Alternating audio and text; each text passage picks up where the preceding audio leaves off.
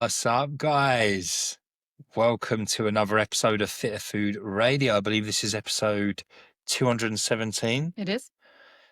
and it's me, Matt Whitmore. Where you been? Where have I been? Indeed, it's been a while, isn't it? It's been a while. How are you? A little hiatus. What have you been up to? Yeah. A lot's changed. Keris is now brunette. Yeah. A little bit Yeah, ginger. the important- little bit ginger in some lights. Oh, Stop. I'm joking. Not that there's anything wrong with being ginger, to be clear. My mum is a redhead, so She is, isn't it's she? Yeah. possible. Yeah. Yeah. It's in our family. I like it. I loved you as a blonde. I love you as a brunette. But This is not why we're podcasting, but I No. have to say it is so much easier to manage. And I did it because my hair was just getting really dry, and spending 3 hours in the hairdressers, I don't know, it was just losing it. hey, honestly, when Keris said I'm going to the hairdressers, I was like, right, okay, I'm going to see her It's 4 hours. all day. You know what I mean? Yeah. Whereas when I go to the barbers, A bish record bash bosh. A record was 6.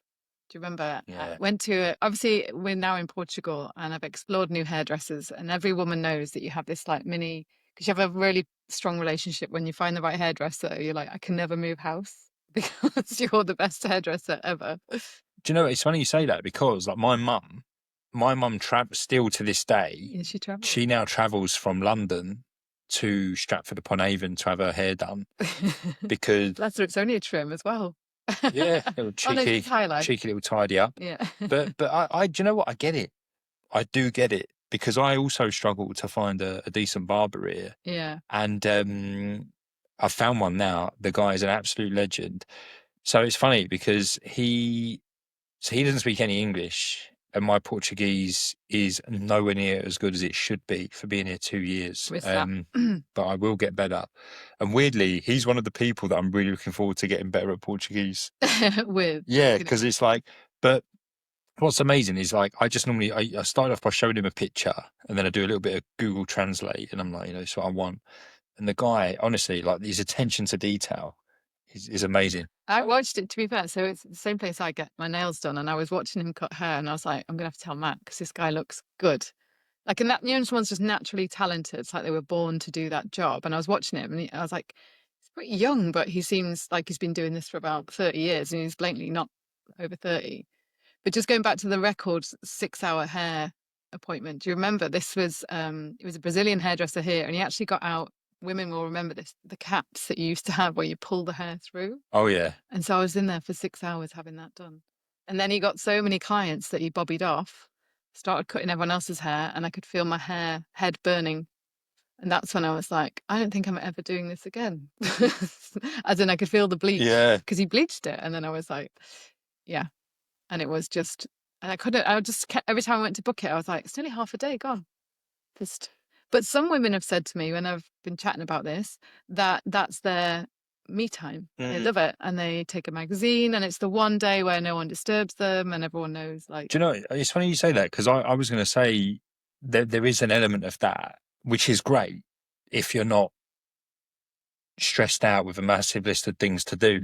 Because the reason I'm saying that is because one of the barbers it's so random that we're talking about this, but I kind of, in a way, I feel that there's a lesson in it. I found this one particular barber, and this is the longest haircut I've ever had in my entire life. 2 hours it took to cut my hair. No, I'm not, you know, obviously I don't dye my hair or nothing like that. It was 2 hours. And I remember, like, at first you're like, it's quite nice having your hair cut. Yeah, it's essentially someone playing with your hair for whatever. Like, but after a while, I mean, as you know, like I have restless legs. I can't even sit through a film in the cinema without like fidgeting like crazy. So I'm there and like, my legs are going, and I'm like looking at the clock, and I'm thinking, blimey. So, I mean, it's a good job I didn't book anything in after this, because I'd have to cancel it. And yeah, after a while I was like, this is not a nice experience, because I'm getting agitated, I'm getting stressed, and I have got things to do, and now it's just going to be like delayed. Anyway, I went back again, you know, benefit of the doubt, and it was the same thing again, and I was just like, yeah, no, I can't do this. And it wasn't that they necessarily did a bad job, but it's like, I just haven't got the time or the headspace right now to enjoy a 2-hour haircut. I said that saying wrong, or am I going nuts? Give them the benefit of the doubt. No, it's what you said. Give them Right. the benefit of the The doubt. way Yeah. that you said it then, I don't know why in that context. It's my funny accent. I was I did once. I might have said, I might have said this on a previous episode. the doubt of the benefit. Yeah, yeah. But when I used to coach CrossFit, one of the members, she was Chinese, and spoke like perfect English. Obviously, she had a bit of an accent, you could tell. And then we were just like chatting, and then one day she said to me, she went, "Is English your first language, Matt?" I was like, "Well, this is my only language." But yeah, cheers. Thanks for that. But yeah, We didn't come back with a bang to tell everyone about haircuts no. and hair dyeing. No, but I suppose like the lesson in there I was thinking was that like it is good to reframe it as like, you know, rather than this being something kind of I have to do, it's embrace it, enjoy it. I mean, you often take magazines with you and stuff, don't you? Yeah, but then you have this dilemma because sometimes you get like chatty hairdressers and sometimes that's brilliant. And then sometimes it's not always that brilliant. Do you know what I mean? Because if the hairdresser's having a bad day, they might download on you. I must say, Maybe that's actually, just me that just gets that bit. that's actually another one of the perks, I think, to my barber not speaking any English and vice versa. Yeah, there's no convo. Because I'm just like, and I do would just relax and just chill into it a little bit. So maybe even when my Portuguese does get better, I won't let him know. Yeah.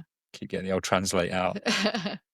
But you know, it has been a while. Just on the reframe, you just reminded me of something I did hear on a podcast that I was listening to this morning, and it was about, just really quickly, I've just got to share this because it was really helpful, and I actually meant to share it with you as we were setting up.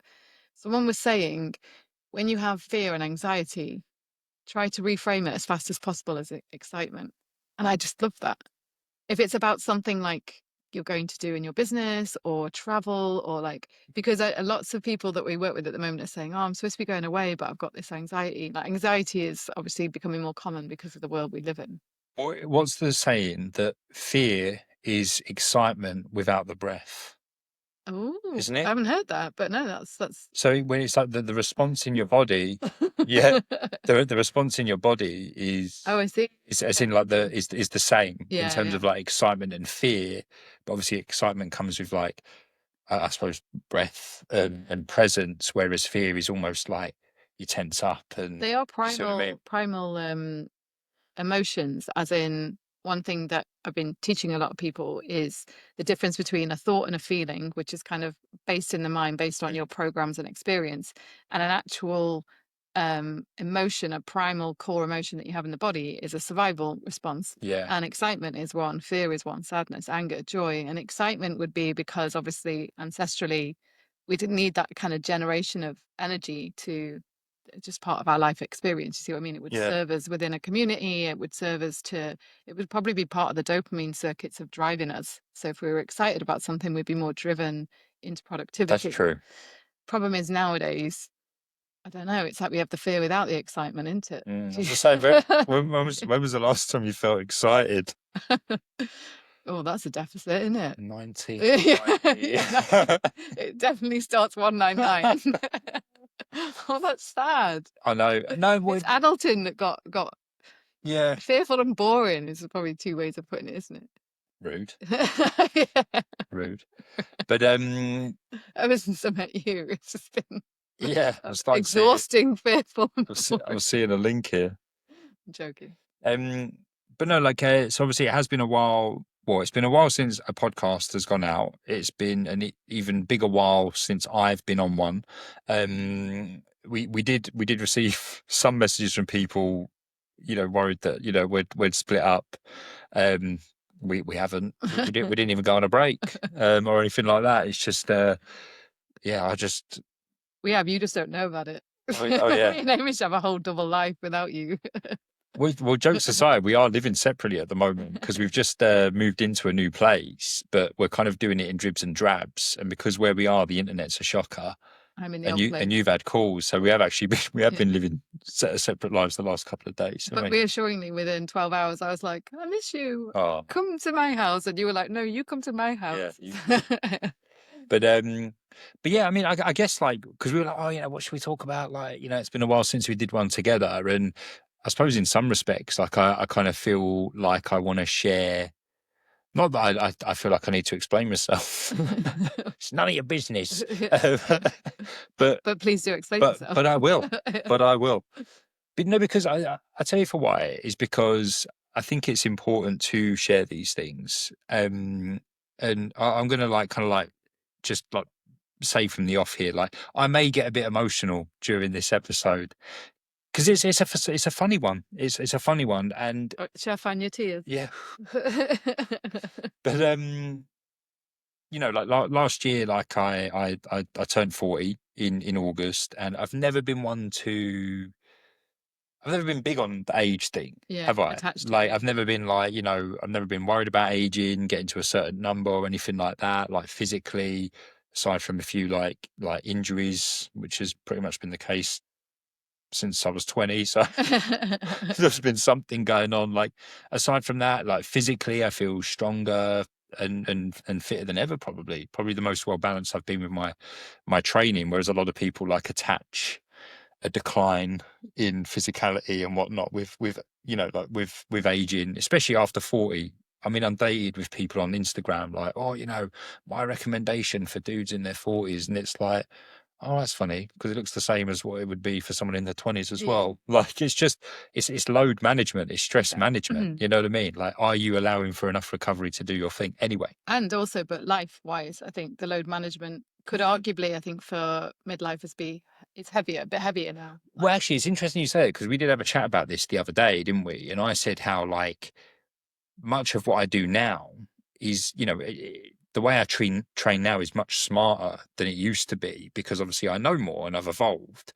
But equally, back in there, when you know you could just throw absolutely anything at your body, like the main difference for me is I had much less responsibility, Yeah, yeah, much less stress. yeah. I was sleeping more. You know what I mean? So it's almost like, Also, like I had this conversation with my parents, and I was saying our midlife is so different to their midlife.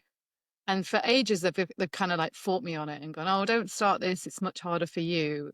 But finally, they've finally come around this year and went, "Oh, it's way harder for you than it was for us." Do you know what I mean? And it's because I think if you look at the way that their lives have gone, majority of it they didn't have technology, so they had the brilliant aspects of life that really nourish the human systems, but mm, soul, spirit. Do you know what I mean? Community, connection, pensions, like yeah, yeah, no world wars in my parents' time. And then they also got to see technology in their older years and have this advantage of now they can WhatsApp me when they want right, something. So they haven't got the social isolation or the things that, and like in terms of wealth accumulation, they say opportunities were greater for us in terms of property, not to bring this comparison, but property and pensions and secure jobs. And now we've got the technologies wiped out a ton of those jobs, yeah. and then AI is now threatening. Do you see what I mean? So the threats to our generation, I think, are greater at midlife than it was to them. And they've finally started. Why are you laughing? Sorry, something's tickled me. Carry on. But so I was about to say, I think now in midlife, it's like not just about getting to 40 and thinking I should probably get to the gym and get fit and avoid my risk of heart disease. Mm, It's like your entire future at this point is kind of in the balance for a lot of people because of these rapid changes with technology. And then what technology also does is this massive degree of addiction and distraction and comparison. So a lot yeah, of people are now big kind one. of in Reddit or in YouTube and kind of searching for ways to achieve financial security or lose weight or get a creative hobby. But the constant thing they see is comparison. So it Mm. gets almost squashed and flattened or Well, it's like, you know, in a very way, quick. it's almost like unless you're consciously like, you know, choosing not to, it's like you're almost always connected now. Yeah, You know what I mean? So even when you're at home with your family, you know, your phone's just there. and you Yeah. don't even know when you're on it. You No, know. exactly. That's what I mean. It's so subconscious. Yeah, And like, and whereas obviously, like, you know, there was a time when you went home, you were home. yeah, You know what I mean? It was like you used to get excited when there was a knock on the door or the phone rang. Like, oh, who's calling? yeah. Whereas now, like, I don't know about you, but I don't answer my phone anymore unless it's you or my mum. I just look at it horrified. If it's not a number I Who's know, I'm calling? like, yeah, no.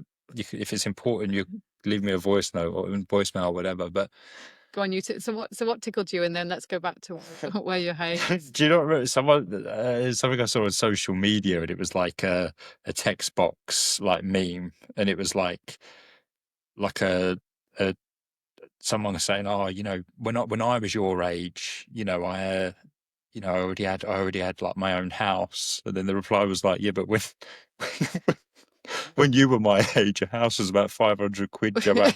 You absolute fossil."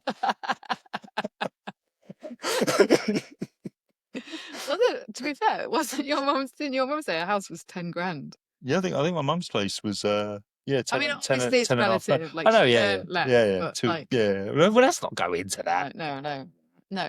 Inflation, blah blah blah. Yeah. Like we're not. Let's ignore the bias. Yeah, we're not going to go into that. But anyway, like so like. And sorry, just coming back to your hiatus, the comparison connection piece is hard, like because you got to 40 and started to look at where other people were at 40. But it was really bizarre. It came out of nowhere, and almost did this like almost like the night before we were about to go away for my 40th birthday trip, which I knew nothing about other than we were going away. It was like I just did this one giant assessment of my life up until that point, and there were certain things that just like really, really hit me, and like one of them was the kids thing, like not having children, and it was something that, sorry, I knew this was going to happen. It was something I thought I'd made peace with, but clearly I hadn't. Because like I'd always wanted children, right? Like, and you knew that. Whereas you were very much like, and correct me if I'm wrong on any of this, like I think you were just very. I should probably have this conversation before the podcast. Yeah. But obviously, like we had spoken. You want kids? I forgot to ask. Yeah. Maybe. The one who's you're gonna carry it for 9 months. I thought you'd be all right with that. That's not the hard bit. The hard bit comes after that bit. No, but like whereas you were always very neutral in that, like it's one of those things like I don't necessarily really want them, but I don't not want them. It's almost like if it happens, it happens. Yeah. And then I mean, because who knows? Like we often speak about this. Like if you were like, it was a hard no from the beginning. Like I don't want children. It's like I don't know like what that would have meant for us, because I've always said like I think it's one thing not being able to have kids. It's another thing if you are very like dead set like I don't want children. Like it's quite a big deciding factor for some people, isn't it? Yeah. And anyway, I think we shared this on the podcast before, but like when we were at that age where pretty much all of our friends were getting married, having children, like I struggled with that. I found it like really tough. And it was hard because again, like you got that comparison piece. Like not only were all our friends kind of popping them out left, right, and centre, like you then had social media and everyone's like announcing their baby news and stuff like that. And then Keris had a false positive, and it was the most bizarre thing in the world because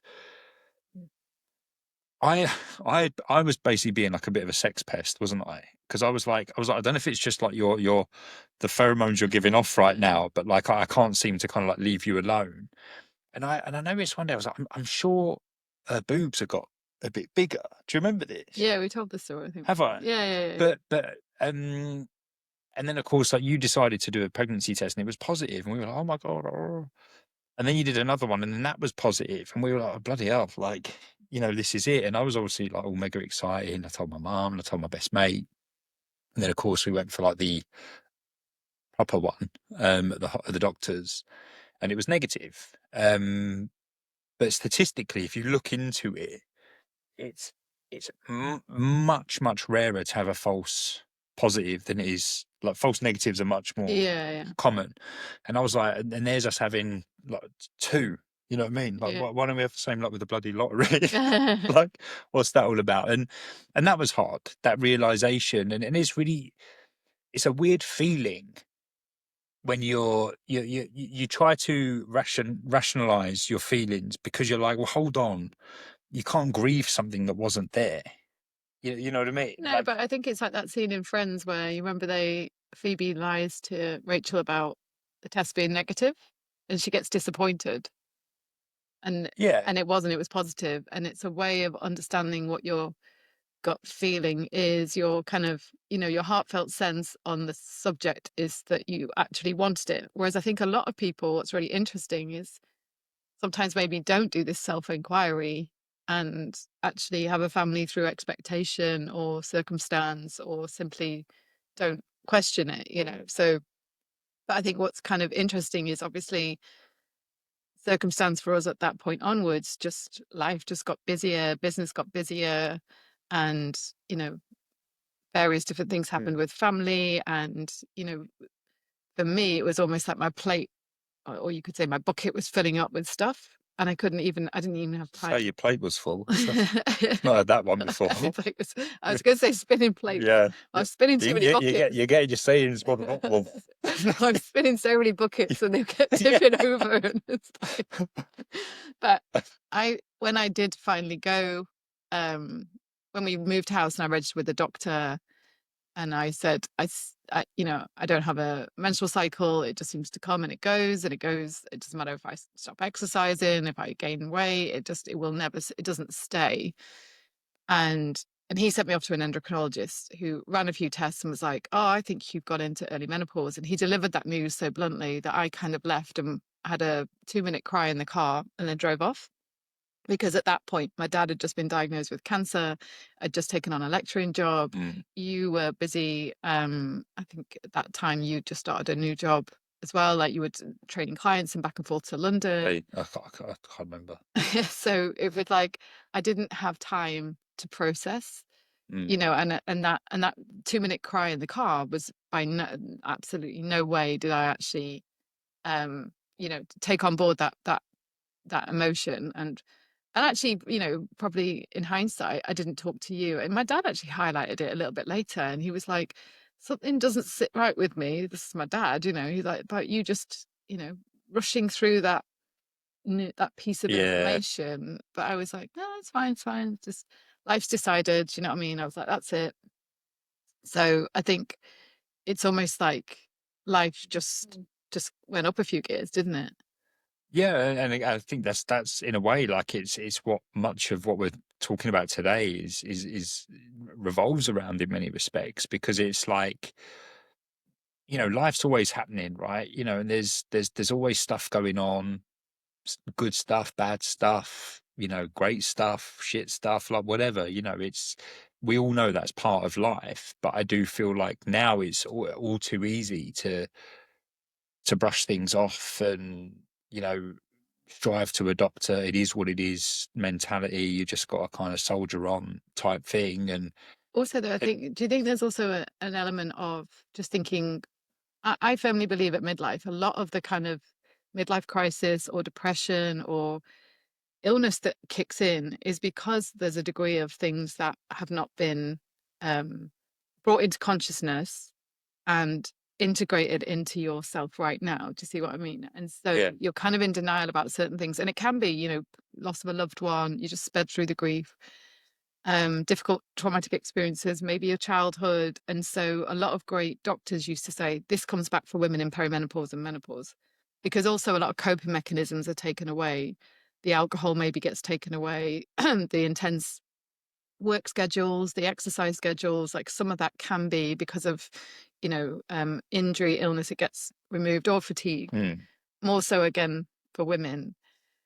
But I think there's also this element to which sometimes people know that, but it feels like a giant can of worms they just don't want to open.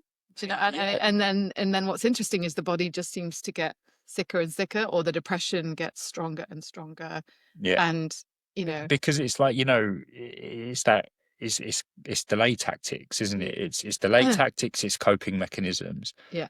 Whatever it takes to get you through another day, and then and then the cycle repeats. Yeah. And don't get me wrong, like with anything, like anyone who's gone through any kind of grief, trauma, depression, whatever it may be, will probably be able to say that like some days are just a bit better than others. Some days are harder than others. Depending on your state of mind, circumstance, triggers, what's going on around you in your environment, etc. And I think like going back to what you were saying with the doctors, maybe you not talking to me about that was you wanting to protect me a little bit. Oh You know yeah. what I mean? And because that's been, I think, even though I got to a point where I was like, I've made peace with the whole kids thing. Like actually now in hindsight, that was just blatant suppression. Yeah. Because in a way, like I was trying to protect you because I knew that you felt that you were the reason we couldn't have kids because of your cycle and stuff like that. And I didn't want to ever feel like I was putting any pressure on you or had an expectation from you, etc. And I've always been quite an optimistic guy. And in my mind, I was like, oh well, when we're a bit more stable and less stressed and this, that, and the other, like you'll probably have like the biggest period you've had in your life. You'll be fertile as anything, and then we'll start a family and all that stuff. Like it's probably like just clinging onto this like little glimmer of hope type thing. And so I think like, I was trying to protect you, you wanted to protect me, and that's kind of understandable. You look out for the people you love, right? But in a way, like even though it was quite difficult when we had the false positives, it was probably the first time that you had said, like, I hadn't realized how much I wanted this. Do you remember? Yeah. Yeah. And that for me was nice to hear because I almost felt like it was the first time you'd actually Yeah. said that, and I was like, oh wow, like maybe like we are more on the same page and more aligned in that respect than I had maybe thought that we were, Yeah. considering like everything that had been going on and stuff. But I think also it's like it's something I think that changes. So I just always assumed I would have children when I was growing up. Yeah, And then over time, I think as life and adult responsibility just grew, I realized quite a few things about myself. And I think my body was always, in a way, I have a suspicion that the amenorrhea for me was also my body suggesting that it would be too much because I already had a lot that I was coping with and I wasn't actually doing a very good job. And don't mean that to be like self-critical, as in I was really good at keeping it all in. And so kind of part of my journey doing deeper work has been like understanding this kind of strong hyper independence, swallow it down, don't share, don't talk. And some of that comes from, kind of your childhood and just being a super sensitive person who reads the room really fast, and my nervous system depends on everyone else's nervous system. So my job is to fix everybody else and not kind of feel my own feelings or not share my own feelings at least. And then I have my own coping mechanisms, which, you know, have moved around from being, they're actually quite healthy coping mechanisms, you could argue, jogging, eating really well, looking after my physique, academic stuff, studying, so it looks like I'm a really healthy individual, but actually the why behind a lot of your kind of choices and habits is really important. And I would move into extremes the more that I was struggling to cope with emotions and feelings. I become more extreme with those things. So I think it's a thing that, like, now at this point in my life, again, interesting that you kind of get to perimenopause, menopause, and it's like, right, and for you could call it andropause. It's like that was the first chapter of your life. It's like you're halfway. And I really love James Hollis's work on this. If people want to listen to a few of his talks on YouTube, he's been on Dr. Chatterjee, but he's just does some great stuff about the first chapter of your life is almost dictated to you, because it's like, what's the expectation of you from your culture, your familial kind of conditioning? And so is it like an expectation you'll go to university or not? You'll have a very conventional career, a doctor, lawyer, whatever it might be. And then if you start to find at midlife, there's this like flatness, this heaviness, this depression, this lethargy, he says it's because you've kind of ended up in the wrong place. And this is a call. He's a Jungian psychotherapist, so he believes the subconscious, like, depth psychology is looking at what's below consciousness that we don't know, is trying to it's asking you to pause and trying to bring into consciousness so you can understand it. You're not listening, and you're not listening in terms of needs being met, which could come along the lines of your career, but it doesn't have to be. It could be your career is how you earn your money, but outside of your career, what is he talks about numinous, like, why are you here? What kind of lights you up inside? And so I think for you, this is a kind of point in your life where it'll be, you're at that crossroads, and we've had these conversations, and I've said you need to go away because there's a way that you could be a father and you can have children, of course, and you could also just care for kids in other ways, that you could teach sports, physical education, all these, there are so many ways that you could actually offer that kind of paternal energy. And you already do, because of course you kind of, in a way you're looking after a client base, helping them through midlife get stronger, fitter, and build that foundation. You are my children. That's wrong, but you know what I mean, because I've often said I feel like Today, my child, we're doing chest. And biceps. But in a job, in the roles that we have, we don't just show up to work. We don't just show up and go, yeah, do this, do this, do this, see you later. Like, we turn up and we give our energy to a session, and we're like problem solvers, and we think about the person, and we care. And so it is a kind of paternal, maternal, whatever you want to phrase it, an energy that you give out. And this is all of you listening right now. We often have that kind of role to some degree in our life, and I often see with a lot of women, it's absolutely like draining them, because it's now, because of connection, because of technology, it's having to be spread so thinly that there's nothing left for them. And obviously, like you, then we show up online and we're like, how is everyone else being so successful, yet we are failing? Because obviously the brain has that negative bias to look for that. Yeah, and I think, like, I mean, I've basically, essentially, I've just doubled down on giving myself a hard time, blaming myself for everything, like, and it's been something that I've struggled to shake, and the work continues, because I guess, like, for me, it was like, I guess, like, I've always had a history of taking responsibility for everything, and everything's my fault. I could have changed this. I could have ensured that went differently. And the reality is like, that's only true to a degree, because you can only take full responsibility for yourself, not for other people, their actions, what they do, what they think, what they say, because that's their responsibility. But me, as someone who considers themselves a protector, a provider, and has always wanted to protect and provide for you, my family, my reframe was, well, Keris would have had a period if I was able to provide more safety and security, that she wasn't so worried and stressed all the time.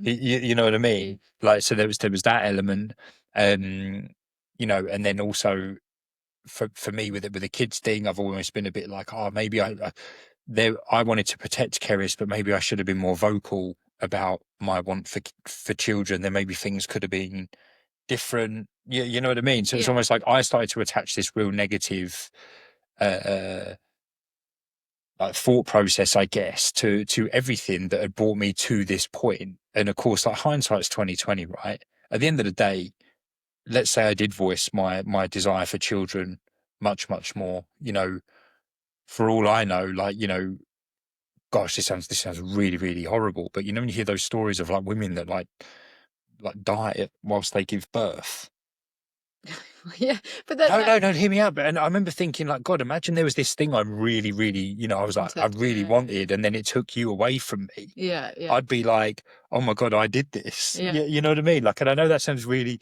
but this is a welcome to my mind. yeah. What I was about to say was this has been my journey into meditation, but also not just meditation and mindfulness, but combining that with like a knowledge and understanding of how the mind works, but how your past experiences and especially adverse childhood experiences inform the mind and the programs of the mind and your Yeah, personality traits. And one thing that like when you've told me how your mind is playing this out, it's really interesting because I'm like, well, first of all, none of this is your fault because my menstrual cycle was never regular, even as a teenager. And I believe that's because I had so many difficult experiences that there yeah. was no safety. So actually, but then recently, the diagnosis I finally got for my mysterious symptoms was MCAS, mast cell activation syndrome, which is kind of when your immune system kicks off because especially around the boundaries of the body, the Mm. skin, the gut, the nose, the throat. And what's really interesting is when I look at the circumstances, I had signs of that really early on. Like, I mean, really early on in teenage years, skin issues, all sorts of stuff, menstrual cycle issues. So, as I've said, actually, not feeling safe was not something that you were involved in. I didn't even know you at this point Oh, in my life. what a relief. I wish we spoke about this sooner. Yeah, not on a podcast. Oh, And something that I've actually shared with clients is like trying to understand how this, it's really helpful to go back and review your attachments when you're young and vulnerable. If you think about it, human beings, we're the only species born completely vulnerable for 2 years. Every other species can I walk know. and feed, and so all we do Isn't it? is go, I want, feed me, and so the the Crazy. the birthing experience, the first 2 years of life, and then up until they say the age of 18, but I've got clients where it's actually in their 20s, certain things happen to them which triggered their entire system. And this is below your consciousness. This is a survival mechanism going on without you having any control, but something can be activated through poor attachments. Mm. So when you are really young, something happens, parents go offline. This is most people. And if you don't have that compassionate witness to say, you're okay, you're safe, and you're also okay to feel this anger, you're Yeah. okay to feel this fear, you're okay to cry, and let it all pass, let it move through your body. No one has that. Very few people had that. And so your system develops strategies to protect itself, and inflammation is part of that. Like but also changes to your hormones, changes to your personality traits. So you become hyper vigilant, hyper independent. This is all the stuff that I discovered. It's why workaholism is such a strong draw for me, Yeah. because it's like, well, that's my protective mechanism. And if you prise that laptop out my hands, I feel vulnerable, because Mm. at times in teenage years, I would work really hard and I'd get validation and I'd move up into high sets at school and get good grades and I'd get opportunities through that. Do you see what I mean? So it's like that's Yeah. a powerful part of me. Yours is training. What I'm trying to say is, so for you, being strong and powerful was like part of your, again, like a survival response. But you've also said, just even in the home with your mum being a single mum, you wanted to protect her, and sometimes she'd go into relationships and you'd be like, who's this guy? So you felt being strong Mm. was really important, and that's like a Well, part of you yeah. that And like, I mean, just to add a bit more context to that, like my mum was like prior to meeting who became my stepdad, like my mum was in an abusive relationship. mm, And, like being a young kid and seeing your mum, and bearing in mind, like, for the first good chunk of my life, my mum was a single parent, right? Like to kind of see someone hurting my mum and being completely powerless, not only physically but mentally. yeah, I was young. I was petrified, yeah, and I was scared of her boyfriend at the time. And I just remember being so scared. And interestingly, like it was only when talking to you about it last year, I think, because it's like you've always said, like, oh, where did this like true like desire for training come from? And I always like credited like my granddad and like my obsession with Jean-Claude Van Damme, like, but I do remember like, in that moment feeling like so helpless And then actually I was like, God, actually it was really soon after that I started like almost taking like physical training like really, really serious, and you start connecting dots. But you can only connect dots like when you truly give yourself the time, space to do so. to do so. Whereas I think, going back to what we were talking about earlier, like suppression of things is a coping mechanism, Yeah. because it's like I don't want to feel this, so I suppress it, I distract myself, I'll find something else. Yeah. And then things that happened a long time ago, like you actually get really bloody good at it. Yeah. And then certain things, certain triggers can bring it to the surface. And in many respects, that kind of ties in with the other stuff we're talking about, because when I was approaching my 40th birthday, certain triggers brought a lot of stuff to the surface to me, Yeah. quite annoyingly at the same time. So hence the reason why it all felt very overwhelming, because it was like I felt like I was experiencing a lot of grief, not only for, not having children. I felt like I was grieving my grandparents all over again, more specifically my nan, who passed like over 3 years ago now. And I'm not saying I didn't grieve her at the time, but the level of grief that I've been feeling, it almost felt like I just got the news. Oh, yeah. Yeah. Do you know what I mean? Yeah. Like, Yeah. and I was like, what's going on? Like, yeah, but I suppose, like, all I'm trying to say is like, we've all been through some shit, right? Like everyone's gone through some shit, and the longer you're on this earth, the more shit you're going to go through. It's just the reality, right? That's statistically, the longer you're here, the more shit you're going to encounter. But I guess like what I'm saying is like you like whatever comes your way, like you almost go out of your way to allow yourself to feel it, even the bloody hard stuff, because suppressing it, distracting yourself, it's a temporary measure. And it's kind of like it's almost like the emotional equivalent of like comfort food. It's like it plays a role for that moment to make you feel a little bit better for that moment. Yeah. But It's comfort food is one of the mechanisms that people it use. is. Like you're a best comfort eater. I am. You're a Like, comfort exerciser, so you get away with it. I know, luckily, I'd be in a right pickle if I wasn't, wouldn't I? We'd be rebranding for a start. But like, I can't even remember where I was going with that. Beyond, like, again, this is a, a, another reason why I've kind of been really quiet and I've not really been around, is like, I just haven't been in the mood. In all honesty, I've just, it's just been quite difficult to try to be me, or the person, I guess the person people are used to seeing Yeah. and hearing from, when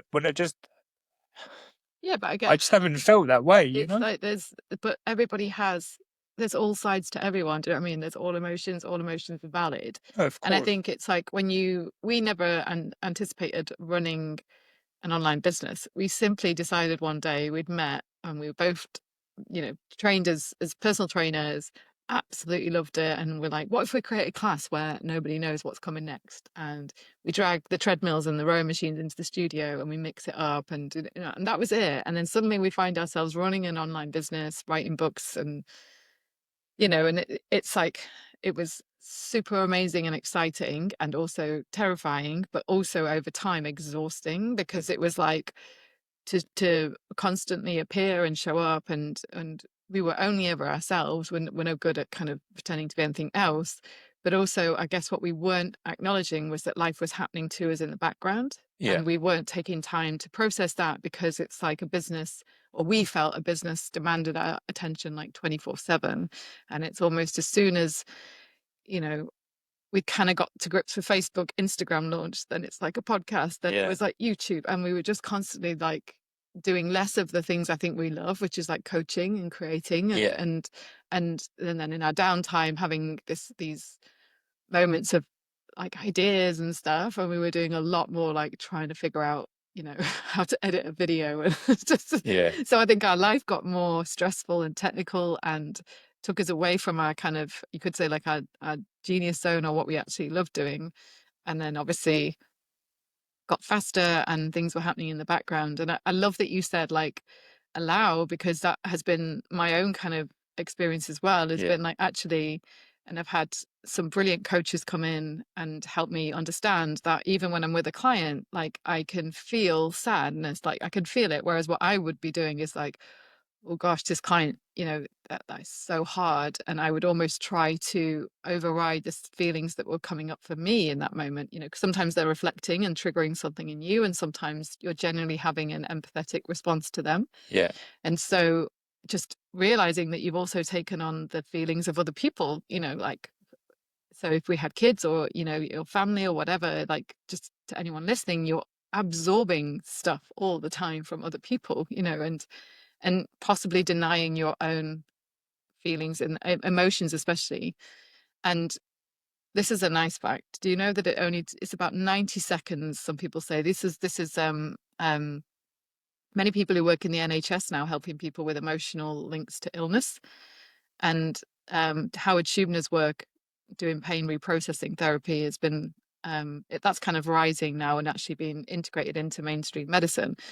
It's only 90 seconds that the emotion rises that we want to feel it. Obviously, something big you want to take time to process, and that might require therapy, journaling, but definitely that somatic component of feeling it, feeling it, feeling it, having a massive cry. Like that's just something I often speak to people about, like a proper sob, the snot, the rocking, like really taking time to cry and process.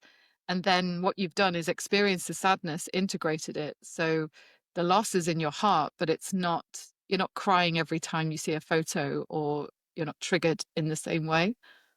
And it's the same for fear, and it's the Yeah. same for all the big guns, like all the Well, big emotions. it's like I think back to when my granddad passed away, and my granddad passed away when I was on holiday, and I came home to the news, which was like, I mean, obviously there's no right time to get the news, but when you've kind of been on a big high from a holiday, you can't Yeah. wait to see your family, and then bang. But I remember at the time when my mum told me, she was like, "I've got some bad news," and I'll be honest with you, I instantly knew, because this is gonna sound weird, but I think I might have shared this before. I had an inkling, I had a feeling Yeah. something had happened back home. I was in Cuba, no phone calls, no communication whatsoever. This was pre me having a mobile phone, and but something felt off, Oh, and I even said it to one of the people I was there with.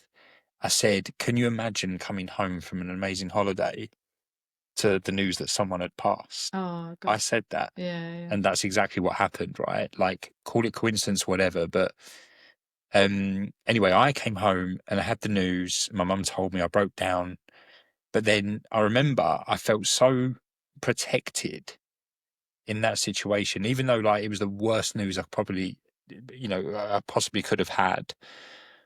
Like, my mum had already called my place of work, told them that I wasn't going to be coming in for at very least 2 or 3 weeks, Yeah. because because they were like, my mum was like, he's really close to his granddad.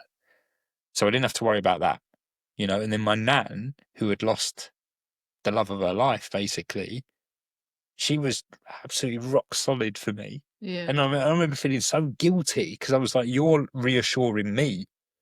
You've just lost your husband. Yeah, yeah. But that's why But you have the compassionate witnesses to feel your sadness. yeah, Like they took care of all the logistics and the and my mum, she lost her dad. yeah, yeah, But yet in that situation, like I was the priority. yeah, yeah. But also, this is what But like no, this no, is no, what no, can no, happen. let me finish. Let me finish, because I want to get. There was a point I was going to say. Like, whereas I feel like, so in many respects, it was much easier for me to Yeah, feel the grief, to process the grief, yeah, yeah, yeah, and to kind of like, almost kind of get by, if you will. yeah, yeah, Whereas now, like let's talk about, like the grief I've been talking about. It's almost been, and even when my nan passed, all of a sudden it was like I didn't have the headspace to grieve properly. I couldn't, I didn't have it in me. I didn't have the financial stability, security to go, do you know what? I'm just going to take a month out and just really like, process this, because it was this constant fear of I can't, I've got to keep showing up. I've got to do this. And to a degree, it's like, we do need to keep showing up. We have responsibilities. But I think all I'm saying is like, you can see why people suppress shit, because Yeah. it's almost like I have to. Do you Yeah. see what I Yeah. mean? So so what I was going to say was Get a though, dead like, leg. that, um, one of the things that I see with a lot of clients now who have got to kind of, again, this midlife point where they're feeling this kind of like sadness and a lot of overflow tears, so constantly crying at things like TV adverts or, reels. And a lot of it is unprocessed grief. So it's like built up and it needs to be acknowledged, and like you Yeah. said, and processed and integrated. And there's a bit of an argument about grief leave. Like, why don't people have grief leave at work? Because one of the natural things that we do is go back to work quicker. I've even had clients say this. To be honest, I needed to go back to work. I needed to keep busy. That means that Mm, we're not actually experiencing somatically in the body the sadness. We're not doing the crying, and we're not pausing life to mm, acknowledge and accept, like you said, I'm never going to see that person, that dog, that cat again. And it's actually an author, Damien Barr, that really lobbied for this, because he lost his mum, and he was like, it's going to take me a while to feel like I can show up to work and mm, do those things. But even if you have to show up, you can actually still feel grief. You can feel it in the car, you can feel it at your desk. It is a feeling in the body. And so long as you do that, what you just said, it's like, I can feel this. I'm going to allow that heaviness to be there. I'm going to close my eyes. I'm going to sit with it. I'm going to have a cry. Obviously, you'd want to maybe be private for that. Maybe not. It depends on the company. But what we're doing is shoving it all down, hitting technology. Many of my clients end up doing the logistics of a funeral. So there's tons of paperwork, admin, fights with family, siblings, arguments over wills, and all sorts of stuff kicks in. mm. And so the sadness is displaced really fast with Yeah. frustration, irritation, anger. And actually, we've seen that within our own family, where we've seen, our parents moving through something, and we're like, they're so angry about the lack of acknowledgement at the funeral of this or that, or so nervous about speaking at the funeral, they're not processing the grief. So even that, I've been asked to Mm, speak at a funeral before and suddenly got more wound up about that, because I'm like, oh my God, to speak in front of 100 people yeah. is terrifying me, and I'm not going to process the actual situation. Yeah. So there's just loads of ways that we accidentally, suppress an emotion. And then, like you've said, it kind of rises. And many people think that kind of sadness is often linked to unprocessed grief. And I think that can be true, but I actually think it's more the heaviness and the fatigue as a sign of that. Mm, And I think depression is a bit more, this is just my experience in clinics and doing the work myself. Depression is actually more sadness, sorry, anger, turned inwards. So anger not processed, because it almost flattens you down and angers your boundary, it angers your life force, angers how you protect yourself. And if mm, you don't allow that through the body and make it a safe emotion, and to feel anger at people who you absolutely love, and it feels like hatred sometimes, and it can be something that you adore immensely, but you can feel this emotion coming through, and for a lot of us it feels very unsafe, so we squash it down really quick. And that, mm. I think, is a big factor in actually depression at midlife, is this: if you had situations where you needed to put a boundary in place and protect yourself and you couldn't, for various different reasons, this could be right back in teenage years, childhood, then anger becomes an unsafe emotion, and you constantly swallow it, swallow it, swallow it, and Mm. go into, sadness might be the thing that you feel when you look back, or guilt and shame is another one. So you Yeah. have your coping mechanisms, and then you have loads of guilt and shame. Think about it and we project the anger at the dog or the remote control, you know what I mean? Yeah. Because it's like, Yeah. I Because can't it's, say it to the person who is suffering. mm, So say I was angry at you, yeah, I knew you're also going through this experience. I'd swallow down my anger, because I'd be like, he's suffering enough. now's not the right time. Yeah, Yeah. yeah. But actually, you would have a practice, ideally, that you go away and you feel the anger. You might want to journal the anger and then burn the piece of paper. Yeah. And you could also just um, and then come back and coherently express your boundary, as in, I know you're suffering, I just want to say I'm quite tired and I need this as well. And so just a really coherent communication between the two of you.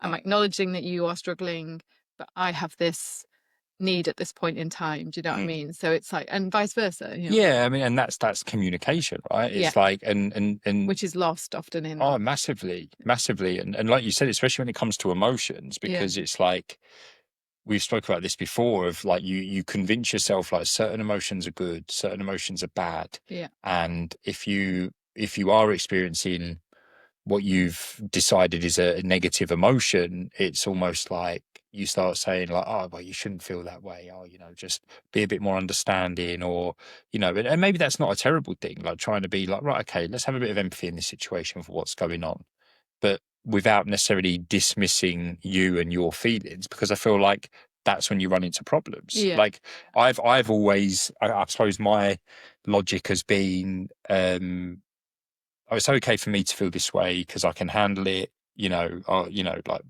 more than that person can, or whatever it might be. But the anger piece is a big one, I think, because I think anger's the one that if you keep suppressing, it builds up, and then eventually, you erupt. And I don't mean erupt in a violent way or anything like that, but I mean like emotionally, and you probably flip out over the most trivial thing. But that wasn't the thing that actually made you angry. Yeah. It was like, You're projecting it onto something safe yeah, because you can't do it to the thing. yeah, But like I said, processing anger as well, I want to make this clear. I think when I realized, so one of the things that people talk about with things like inflammatory conditions and MCAS is not having your boundary, not having your yeah, anger on board. So your body's having to fire up and take you out of situations like that, stops you having these like leaky boundaries. And so, and I had this kind of notion that to process anger, I'd have to go and tell everybody who I loved immensely, I'm angry about this. Like, you didn't see me, you didn't look after me in this moment, or you didn't show up for me, at a time when I needed it. And this could be like loved ones, friendships, everything. You don't have to actually go and do that. You can actually acknowledge that truth for yourself in visualization, in journaling, or just in literally sit and feel it, like feel it. And then you may feel like give yourself a bit of time. So I'll often kind of have dedicated sessions to emotional allowing. I work one to one with someone, but then I'll also maybe journal a bit more. Kind of the way I journal is probably because I'm sharing it with, as part of our content or something. And then it becomes so apparent to me what I need to say. yeah, Because you're actually connected. Some of the bringing the emotions back online is actually connecting subconscious with conscious and coming to the person that you're supposed to be, the whole person, not the person with edited emotions that's showing up good, kind, caring, competent, productive, absolutely making sure everyone else's needs are met except theirs. Like that's not the person we're supposed to be. And at midlife, this is definitely when the body will call that. And so when you're doing some mindfulness practices or whatever it is that you decide to do, you actually are so connected with yourself, you get the confidence to come back and talk coherently about things. And I really love this. I've heard this described as also understanding like higher self and lower self. And the concept of ego, which is obviously kind of Freud and Carl Jung, like kind of Jung kind of coined this phrase ego, but it does really help to see that you have an entire personality that's formed for society to make you a functional member of a community. yeah, And that now has become quite excessive for us because of technology again and connection.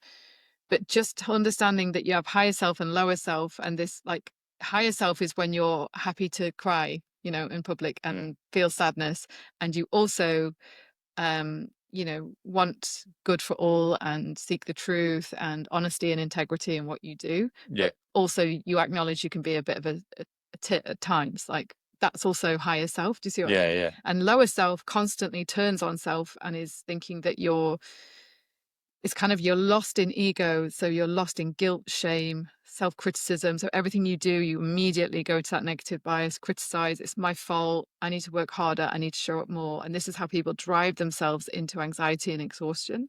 And so noticing that you've gone into this aspect, this part of your mind is really powerful because actually you can step back, take a breath, and go, none of that's true. That's a part of my mind telling me that story. Just like you said, your reality over the situation of a family and my reality are completely different. Yeah. You were blaming yourself for it. I wasn't blaming you in any way, which Yeah. who's right? Do you see what I mean? So actually coming to higher self gives you that agency to go, and this is where like dedicated time out across the day, a little bit of whatever practice you decide to do is helpful to go, gosh, just notice I was getting carried away with my work obligations and this idea that I need to build like this huge company and have a social media presence on every channel and be the next Joe Rogan. Do you know what I mean? Whatever your mind is telling you success looks like, Yeah. it's destroying your health. And just stepping out your day helps you go, oh, I got carried away there again. You know, I'm carried away Yeah. carried away parenting, carried away with this drama over school, whatever it might be. You've turned it into life or death. Yeah. And I think like in many respects, like I feel like the reason like I've been finding things so hard lately is because it's gonna sound so silly because it's like, well, duh, but it's like, you can't go back in time. You know what I mean? You can't change the past. And if you are doing a number on yourself, as in, being a bit of a dick to yourself and blaming yourself for absolutely everything, that's a really hard thing to come to terms with. Yeah, You know what I mean? Because it's like there is no one who knows me and who has seen me with my family. Like you never met my granddad, but you see me with my mum, you saw me with my nan. Like there is no way anyone would ever question like how much I care. care and love them, right? Yeah. But I definitely carry guilt around the amount of times that I wasn't fully present because I was worried about work. I was worried about money. You know what I mean? Like Yeah. the things, I'm not saying they're not important. Of course they're important, but something that I've been struggling with is how much it took away from the things that are really important. Do you see what I'm saying? Yeah. But just to pause you on that, what are you doing now to change that in the future? It's getting jacked, getting getting more swole. Every thought, word, and action today changes the future. Is there times today that you are not present? Yeah, 100%. What are you doing to change that? Do you see what I mean? Like I'm not No, guilt tripping no, you. no. I'm saying But like this is the thing. This is the thing. we can't I'm change the past, still, but we can I'm change the now. still Yeah. very much in it. I'm Yeah. still very Yeah. much in it. Yeah, And but what I'm saying is you could use that reflection because processing and accepting the past through whatever yeah, practices you decide, but also every single day, can you just say the word awareness and realize that you're you know neglecting I've had this guilt the last 2 days of just neglecting Hamish because I'm working so hard and he's prodding me for a fuss and I'm like, I haven't got time. Do you know what I mean? And then I'm like, oh, I feel terrible. I should always make time for Hamish. Like he's 13. We don't know how long he's got. yeah. And so I'm kind of like showing you like, And I've been carrying a lot of guilt around that as well. Like, because, like, I guess like it's part of like, how you thought things would be versus how they are. It's yeah, almost like you see those posts like Instagram versus reality. And it's always the same thing. It's like, there's so many things that I envision doing with Hamish, with our dog. That traveling the world. yeah, like I had these little visions, like if I start me, Oh, it sounds really him in a silly, but car, like you know, ears flapping in the wind. yeah, like, and we had a bit of a bit of that when we hired the camper van, didn't we? I went on a little adventure Yeah. for a few that you booked for my birthday a few years ago, like, and I don't know, like, and again, like, I guess that's been the struggle for me because, like, there's a lot of things like I said, I can't go back and change, but I can change going forward. But then, I've still got a lot of work to do in that department because I can't help but feel like I've always strived for more, right? And not in the sense that like, oh, I've never been grateful or for what I've got or anything like that. But there's definitely been an element of what's the word? Um, I guess like I've never really given myself a true opportunity to just be content with something. It's almost Yeah, like yeah. it was ingrained in me. From a business point of view, it's like it's growth, it's Yeah, progression. it's success, it's Yeah, demanding. it's like, rather than going, actually, We're good. I really like where things are right now. Yeah, yeah. I'm just going to enjoy this for a little bit. People often actually said in business mentor kind of experiences that we had a split vision, because they'd be like, Matt, what would you like? And you'd be like, I want chain of gyms. I want to like help people see how like amazing exercise is. And then I'd be like, I just don't want to have to worry about how I earn money, but I Yeah. want to help people. And they'd be like, you two just split vision. Like, you're incompatible. But again, like, it's like, for me, it was like, because that's what I thought success was. Yeah, yeah. Because that's what I was surrounded by, like the books you read and blah blah blah. And this is what I often talk about, is like, we're so good at comparing ourselves to other people, but we often compare ourselves to the 1%. We compare ourselves to people that we're so different from. Like, there's a Yeah, reason yeah. why they're the 1%.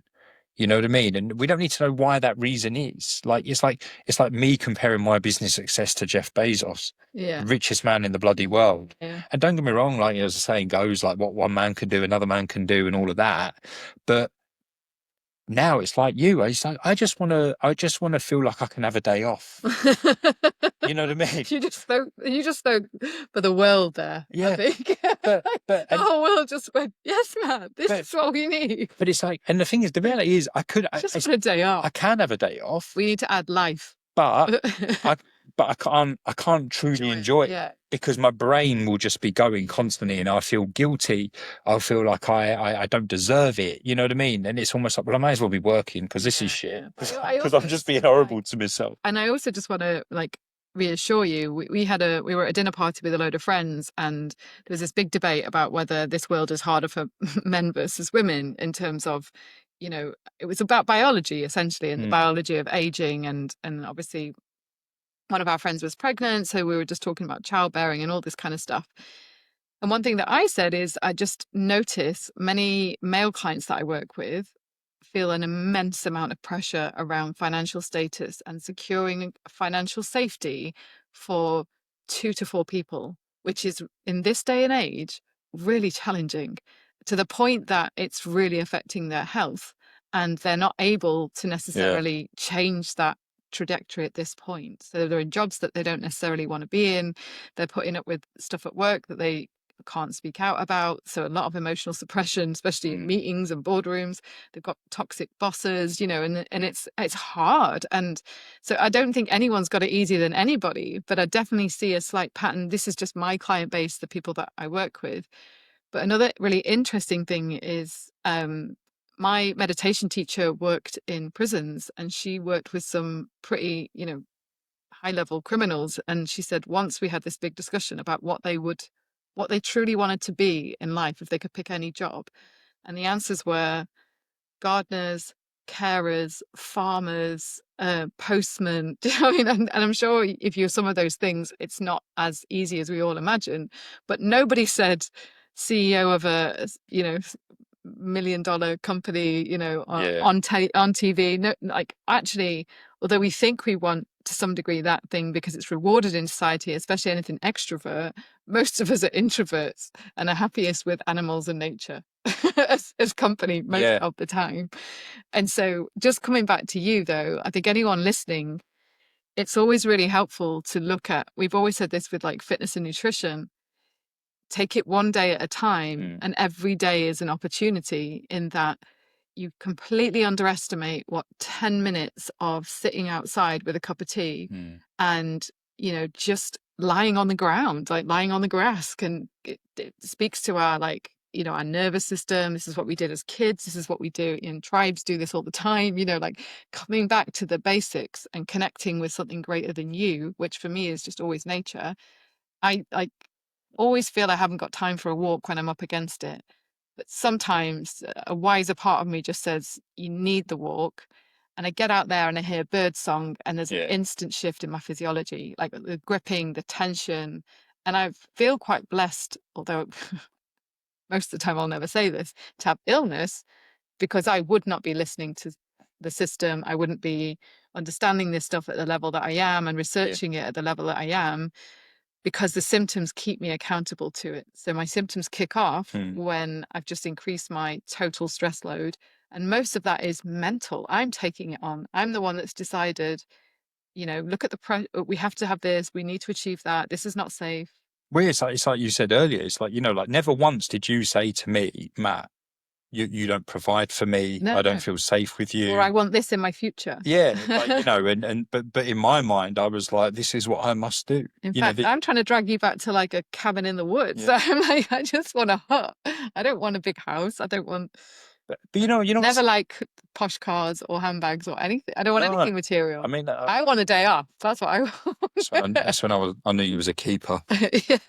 So I don't like flashy jewelry or designer handbags. I It's like, don't. right. I don't. You could have bought me a, what's it, cubic zirconia, whatever it's called, them rings. In fact, I was a little bit annoyed when you brought me an engagement ring, wasn't I? I was like, you should not have spent that money. Like, I don't need that much money. I don't need something of that I know. value. Can I get So, that? No. yeah, should we pawn it and have a day off? Might get a few quid for it. Yeah. But also like in a way, like I feel like I felt a lot of anger recently, but the anger's very much been aimed at me. I've aimed it at all at myself. And you made a good point of like of going like, well, you're doing that because you're doing the classic nice guy thing. You're doing that to protect other people, but it's okay to feel angry at other people. Including And me. yeah, Yeah. and it's like I'll get to you in a minute. um, like, and it's true. It is okay to feel Yeah. anger towards, and it's okay to feel anger towards people you love immensely. Yeah. Like, and Two things can be true. two things can be true. Like, as in, yeah, You can love and hate someone in the yeah, same moment. yeah, but not obviously like in entirely. You know what I mean? I think so. When I say hate, it sounds strong. What I'm saying is you can love and be angry at someone, Yeah, I but it know. feels like hate, and many of us reject that feeling. Yeah, because you're back. like, I shouldn't feel this way. Yeah, yeah, I shouldn't feel this way about my husband or wife. I shouldn't yeah. feel this way about my mum or my sister or brother, whatever. Like, because it's like in your mind, it's like, that's your family. That's your, you can't feel that way. But Yeah. it's like, no, actually, you absolutely can. And if you don't, it will become reflux. like I kind of like mustered up the courage to speak to like some of my friends who I wouldn't ordinarily speak to this kind of stuff about. And what came really, really clear to me was like I think there are certain things you can't talk about to certain people. Yeah. And something that I initially, now I can look at it I can look at it in a much more, I guess, constructive, logical way. Is like I remember when I shared what I was going through with a friend, and their immediate response was, "Oh, this isn't you. This isn't Matt. This isn't the Matt I know. Matt's this. Matt's chirpy. Matt's blah." And I was like, "Oh wow, okay, my bad for kind of showing up in any different way other than that guy." And at first, I was annoyed and I was upset because I was like, "Wow, like, I was just mad vulnerable." And you've essentially just gone, this isn't you. Come on now, Yeah. clean up Yeah. type thing. This is a big problem for a lot of men, I think. Yeah, and but the reality is, I was like, actually, hold on, and again, you saying like two things can be true. You can feel angry at someone you love, Yeah. and it not be like a deciding thing. I think it was the same thing here. It's like he's still my friend. Yeah. I've known him, for bloody 20 years. Where like that ain't going to change. Like we're still mates, but he'll have his own reasons as to why he maybe just wasn't. I want to say not very good, wasn't how I imagined he would be, or wasn't how I probably wanted him to be in that situation. Yeah. You know what I mean? Like it could have made him feel really uncomfortable for whatever reason. And you don't always want to like turn on yourself and go, because a lot of people turn when their friends aren't there for them, they feel disconnected, lonely, and are kind of like, oh, I don't have friends. Like something I have done has led to that. When actually, like you just said, their reality is an entire different reality to you. And maybe it's not within their capacity to show up. And maybe it's not within their empathetic, like ability to know, and maybe they're numbing out themselves. And so I think what's really helpful is you do have people that listen. You do have male and female friends who have got you and can see you, and they are your team in that. But then your other friends might be there for like a decent weekend away, or I don't know, like some kind of activity that you do together, fishing or whatever. So like there are types of friendships that we have. And again, once we accept and acknowledge that, we stop this whole resistance and this trying to wish a certain friend was different with us because we're different with them. That's not why you're friends. And friendships shouldn't be that hard. You know, that there's enough glue, you still see them and you look forward to it. But like you just said, there'll be different roles for different friendships and relationships. And in a way, like that was the reframe I eventually came to, rather than it's like, I don't resent you. I don't think that you don't like still like love me as a mate and want nothing but good things for me. But it's like, this just isn't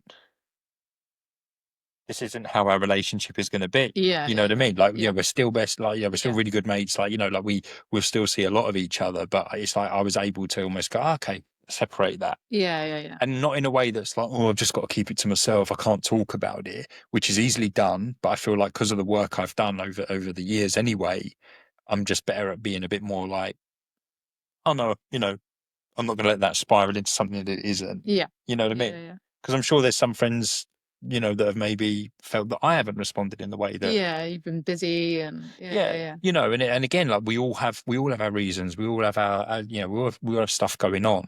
And I've always been quite good, I feel, at almost looking at things through that lens and going, oh, hang on, rather than seeing it as they didn't get back to me, they didn't do this, they didn't do that, go, well, actually, what's going on? You know what I mean? What could have happened type give thing. them the benefit of the doubt. That's it. Given, make sure they're not spilling too many buckets. Tipping them over, everyone.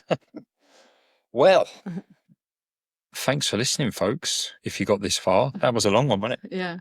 But a good one. Good one. A long one, but a good one. I feel. I mean, subjective, obviously. I feel better. Oh, at the very least, I feel much better. Thanks for coming to my podcast. Thanks. My very public therapy session. But it's good to be back. It's good to be back, and I feel like this is us back in the. It is back in the game. Back on it. Back in the game. Well, guys, big love to you all. Hope you enjoyed this, found something helpful in there. Maybe it just passed the time for you for an hour and a half and stopped you thinking about something else. I don't know. But we'll see you in the next episode. We will. Hey, see ya. Bye.